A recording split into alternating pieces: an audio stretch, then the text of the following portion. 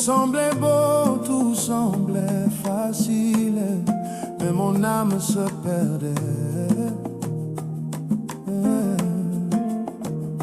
Une voix douce parlait en silence au fond de mon cœur fatigué. Mais je courais vers mes propres rêves, refusant de l'écouter. Oh, et quand les nuits devenaient lourdes, quand la déception frappait mon âme, je comprenais dans mes blessures que Dieu m'appelait par mon nom. Car Dieu nous parle dans le silence, dans cette petite voix au fond du cœur. Mais souvent on ferme nos oreilles et on s'éloigne de son bonheur. Écoute la voix de Dieu, c'est là que se trouve la paix. Sa parole est une source vivante qui ne s'épuise jamais. Écoute la voix de Dieu. Bienvenue famille, bienvenue dans 5 minutes avec Jésus-Christ. Bienvenue dans We Live for Jesus. Aujourd'hui, nous sommes à l'épisode 3 et nous allons parler d'un verset que tu as déjà entendu. Et tu as entendu plus de 1000 fois. Un verset que les gens portent sur des t-shirts. Un verset que les athlètes écrivent sur leurs chaussures. Un verset qu'on cite avant un examen, avant un match, avant un grand défi. Et ce verset, c'est Philippiens chapitre 4, verset 13.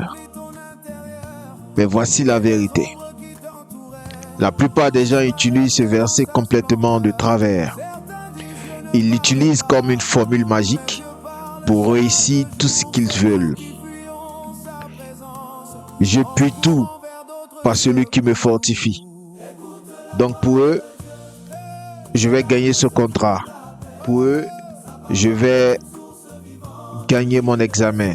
Je vais devenir riche. Et quand ça ne marche pas, ils l'espéraient. Ils se sentent abandonnés. Ils pensent que Dieu les a abandonnés. Et ils se demandent, mais où est cette force que tu m'as promise? Aujourd'hui, on va remettre ce verset à sa vraie place. On va découvrir le vrai sens de cette promesse. Et tu vas comprendre pourquoi ce verset, bien compris, peut transformer ta vie d'une façon que tu n'imaginais. Et d'une façon que tu n'imaginais même pas. Alors prends une grande position, une bonne position. Respire bien. Mets de côté le bruit du monde.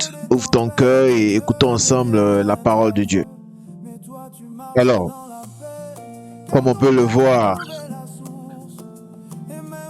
on va lire, prenez un moment pour lire ce texte. Écoutons attentivement. Je puis tout par celui qui me fortifie. Philippiens 4, 13. Alors on va méditer ce verset un instant. Moi je compte déjà 1, 2, 3, 4, 5, 6, 7, 8. 8 mots seulement. Mais derrière ces 8 mots se cache l'un des secrets les plus puissants de la vie chrétienne.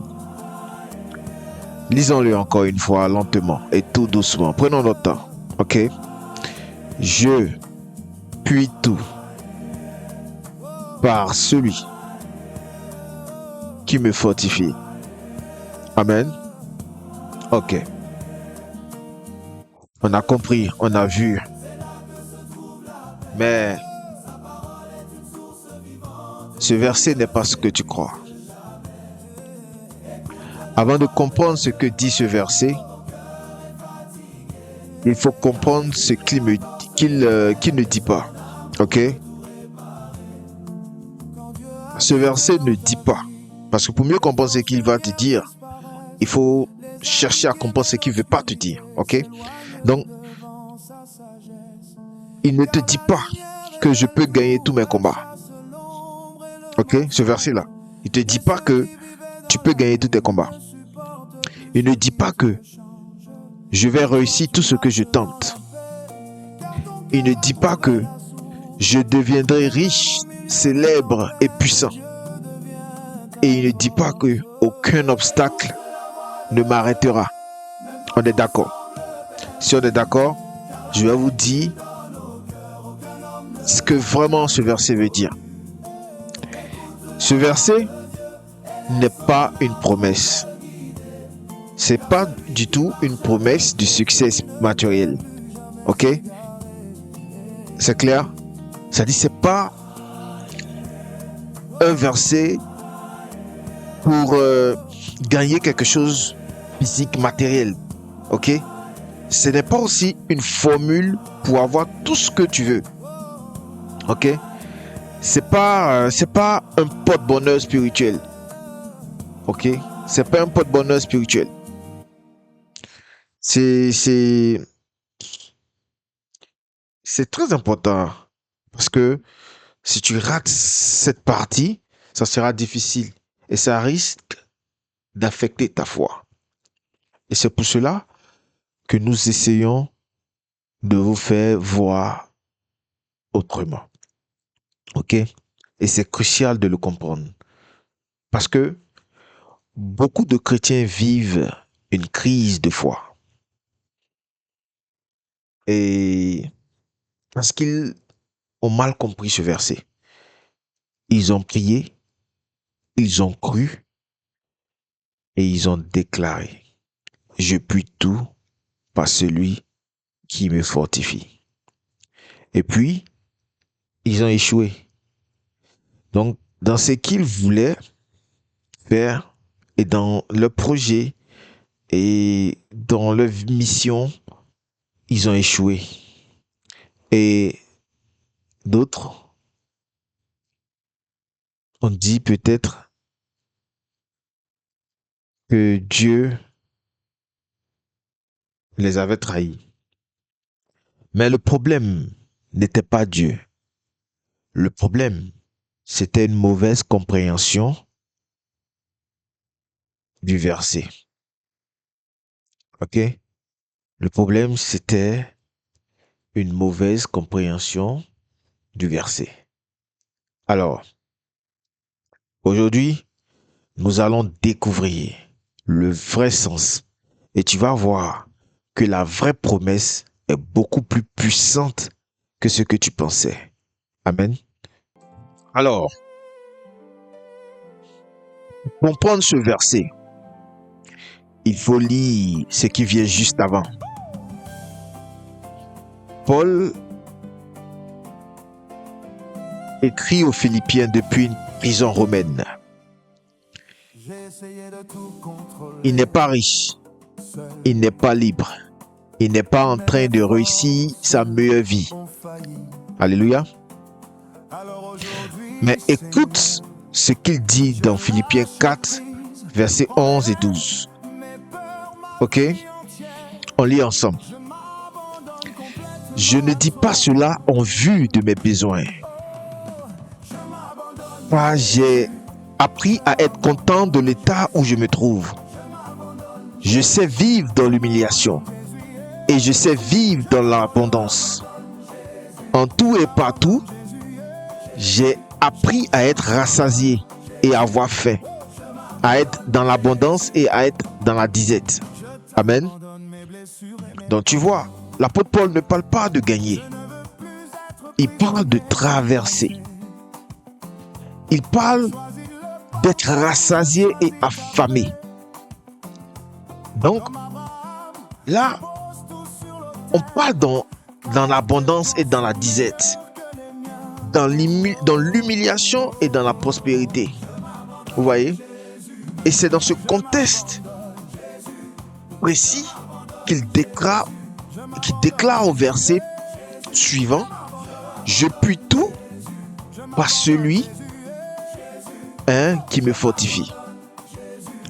Et ce tout là ne signifie pas que tout ce que je veux. Alright? Il signifie toutes les saisons de la vie. La joie, la douleur, le succès, l'échec, la santé, la maladie. Toutes ces saisons, je peux les traverser par Christ qui me fortifie. Alléluia. Est-ce pas magnifique? Cette compréhension ne te donne pas encore un boost dans ta vie actuellement? effectivement, Je déclare que Dieu est souverain, ça nous a fermé encore plus. que Dieu est bon, Ça dit dans toutes les situations de ta vie, tu auras ce verset-là qui va te fortifier. Ok? Je puis tout par celui qui me fortifie. C'est que sans Jésus, sans notre Dieu, je ne pourrais rien faire. Ok? Donc, la vraie force que Dieu donne ici, ce n'est pas la force pour tout réussir. Mais vous allez me poser cette question, mais alors, c'est de quelle force il s'agit? Et c'est une très bonne question si vous demandez ça. Et moi, je vous dirais que c'est la force pour rester debout quand tout s'écroule autour de toi. C'est la force pour garder la foi quand les réponses ne viennent pas. C'est la force pour pardonner quand tu as été profondément blessé. C'est la force pour continuer quand tu veux tout abandonner. Et aussi c'est la force pour rester fidèle quand les tentations sont fortes. Et c'est la force pour aimer ceux qui sont difficiles à aimer. Amen. Donc c'est ça, c'est la vraie force de Christ. Et c'est pas une force pour conquérir le monde. C'est une force pour traverser le monde sans perdre ton âme. Amen. Donc c'est très important. Très clair. Quand tu maîtrises certaines choses, ton cœur est simple. Et tout passe crème, vous voyez. Donc vous voyez. Donc ici, c'est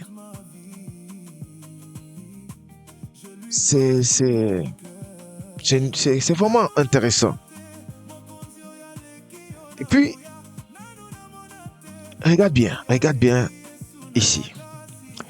Dieu ne dit pas qu'il va enlever les épreuves de ta vie.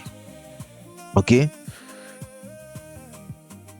Mais il dit qu'il va te fortifier au milieu d'elle. Donc ça veut dire comment je vais dire ça? Il ne contourne pas la vallée. Ok? Il va marcher avec toi à travers la vallée. Donc beaucoup de gens veulent un Dieu qui leur évite les épreuves. Mais le Dieu de la Bible est un Dieu qui te traverse les épreuves. Ok? Et c'est beaucoup plus profond. Parce que c'est dans la traversée que ton caractère se forge. Ok? Maintenant, regarde ces trois mots cruciaux. Quand il te parle de pas celui, ok?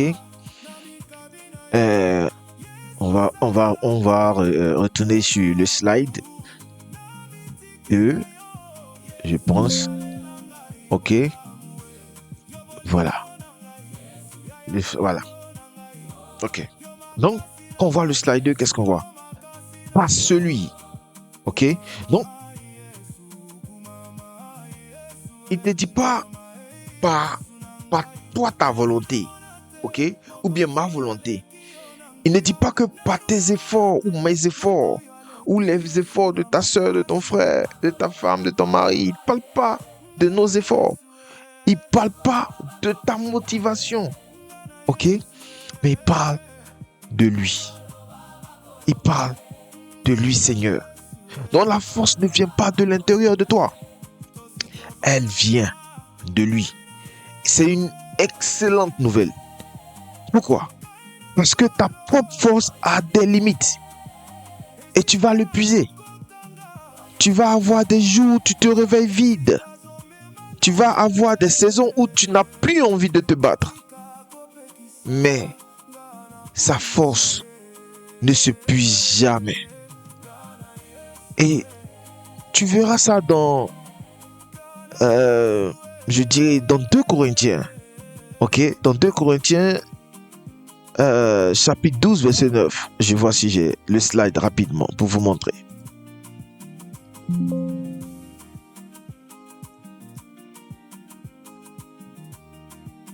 Ok. Gloire à Dieu, ça y est là.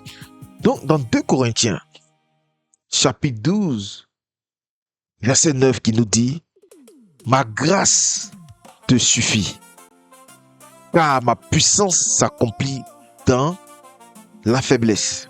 Amen. Et ça, c'est Paul qui écrit ces mots magnifiques. Ok. Mais ce qu'on remarque, c'est quoi? Qu'est-ce qu'on remarque? On remarque que la puissance de Dieu s'accomplit dans ta faiblesse. C'est-à-dire, c'est précisément quand tu te sens incapable que sa force se manifeste le plus. C'est dans tes nuits sombres que sa lumière brille le plus. C'est dans tes moments de doute que sa fidélité se révèle le plus. Alors, arrête de te flageller. Arrête de te flageller, mon frère. Pour ne pas être assez fort, tu n'es pas censé être fort. Tu es censé dépendre de lui. C'est dans cette dépendance que la vraie force apparaît. Alléluia. Et regarde, tu vas te poser la question, comment accéder à cette force aujourd'hui? Très bonne question. Mais concrètement,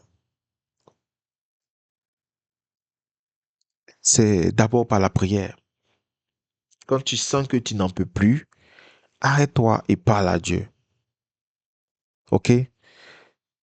Faut pas te fatiguer pour une longue prière. Right? Juste dis, Seigneur, je n'en peux plus. Fortifie-moi. Et il le fera. Ok? Et aussi, par sa parole.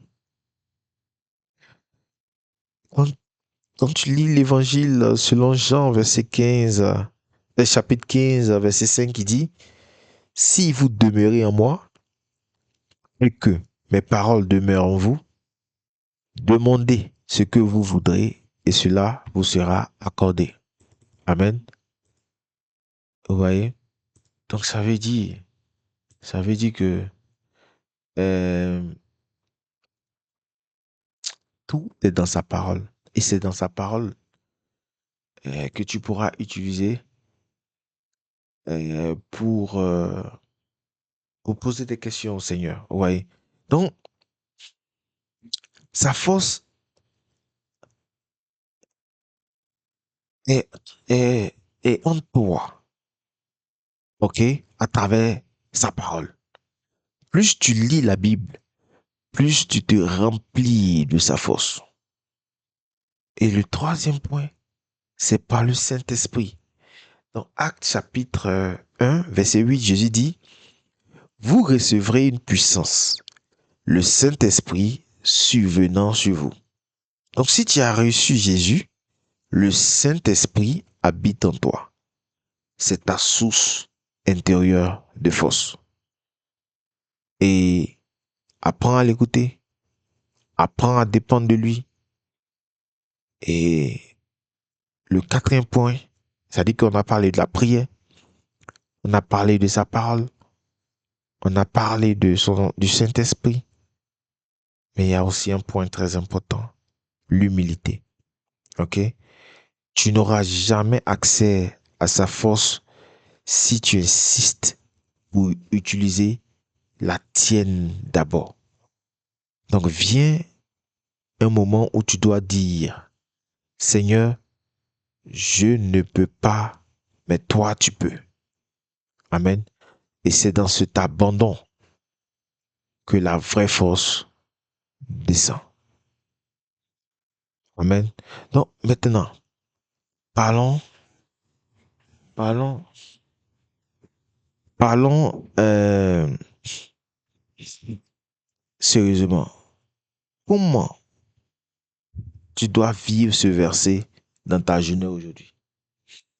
Ok? Comment tu dois vivre ce verset dans ta journée aujourd'hui? Tu dois d'abord identifier ta vallée actuelle. Ok? Et ça veut dire, sois honnête avec toi-même. Qu'est-ce que tu traverses en ce moment? Est-ce que c'est une difficulté financière? Est-ce que c'est un conflit familial? Est-ce que c'est une lutte spirituelle? Est-ce que c'est une dépression? Est-ce que c'est une dépression silencieuse même? Ou une tentation qui te poursuit? Ou même une perte récente? Donc, identifie ta vallée. OK? Après, il y a une seule, euh, une chose importante aussi, c'est tu dois reconnaître ça devant Dieu. OK? C'est-à-dire, tu identifies ta vallée. Ta vallée, c'est la situation difficile que tu es entièrement. Et puis maintenant, reconnais ça devant Dieu. Seigneur, je ne peux pas traverser ceci par mes propres forces. C'est le premier pas. OK? Ça sera le premier pas vers sa force. OK? Maintenant, après que tu aies identifié ta vallée, remplace ta vallée là par, euh, par exemple, quand tu vas dire je dois là, remplace ce je dois là, OK, par il me fortifie. Donc, par exemple, cette semaine, change ton vocabulaire intérieur. Au lieu de dire je dois être fort, OK, dis plutôt Christ me fortifie. Ou bien, au lieu de dire je dois tenir, dis Christ me soutient. Ou bien, au lieu de dire je dois pardonner, dis Christ me donne la grâce pour pardonner. Et ce changement de mots, hein, change ton centre de gravité spirituelle. Donc tu cesses de compter sur toi, tu commences à compter sur lui. Amen. Et le troisième point, c'est quoi? C'est essaye d'apprendre Philippiens 4:13. OK? Mais aussi le verset 11 et 12 qui précède parce que c'est l'ensemble qui donne le vrai sens. Et donc quand tu réciteras ce verset, tu sauras qu'il parle de traverser toutes les saisons, mais pas de gagner toutes les batailles. Amen. Donc, prie pour quelqu'un qui faiblit aussi. Forcément, il y a quelqu'un dans ton entourage qui est épuisé en ce moment. Quelqu'un qui n'en peut plus, quelqu'un qui veut abandonner. OK? Donc aujourd'hui, intercède pour cette personne. Dis simplement, Seigneur, fortifie, blablabla. Fortifie Mike, OK? Fortifie Sandra. Fortifie Carl. Fortifie Will. Tu vois? Donc, intercède pour quelqu'un. Et donne-lui ta force euh, surnaturelle pour ce qu'elle traverse. Donc, on reprend par exemple en disant, Seigneur, fortifie Sandra, donne-lui ta force surnaturelle pour ce qu'elle traverse. Et si tu peux, envoie-lui ce verset par message. Ça peut être exactement la parole qu'elle attend. Amen. C'est bon. Donc, si c'est clair et que on a bien compris, hein, si c'est clair qu'on a bien compris, on va passer à, à la prière. OK? On va passer à la prière et, et après la prière, nous allons conclure. OK? Voilà.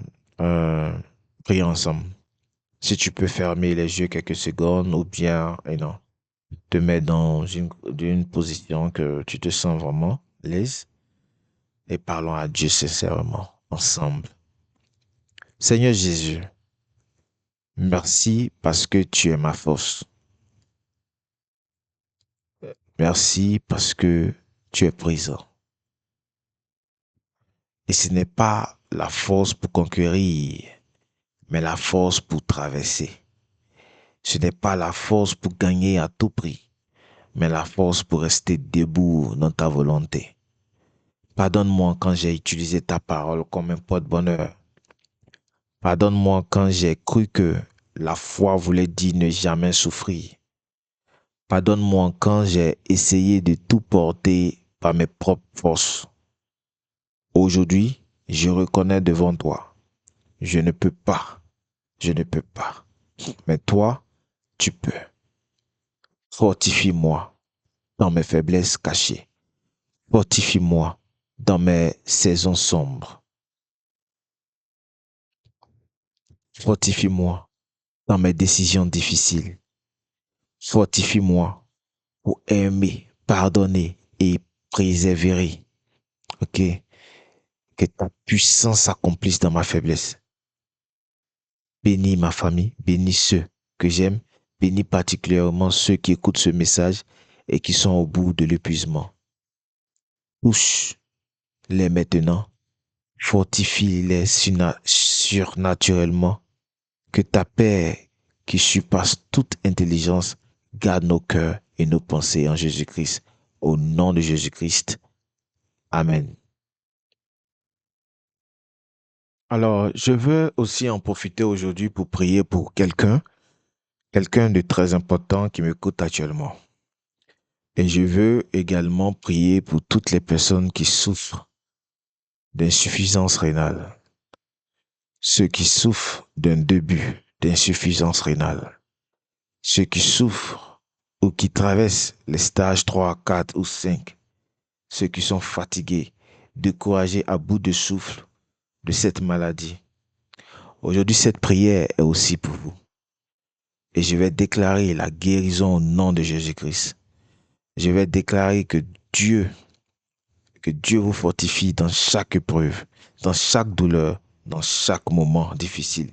La Bible dit dans Philippiens 4,13, « Je puis tout par celui qui me fortifie. » Que ce verset vous donne la force de continuer, la force de tenir debout, la force de vaincre, de supporter, de surmonter cette saison difficile et que Dieu travaille à travers cette maladie qui touche votre corps, qui touche vos reins, qui renouvelle vos forces et qui vous accorde sa paix et sa guérison au nom puissant de Jésus-Christ. Alors prions ensemble.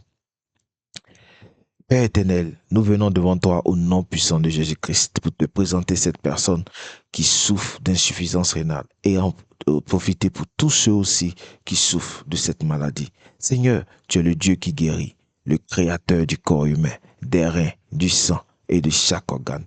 Rien n'est impossible pour toi. Ta parole déclare dans Jérémie 30, 17, « Mais je te guérirai, je panserai tes plaies, dit l'Éternel. » Père, nous te demandons de toucher ces reins maintenant.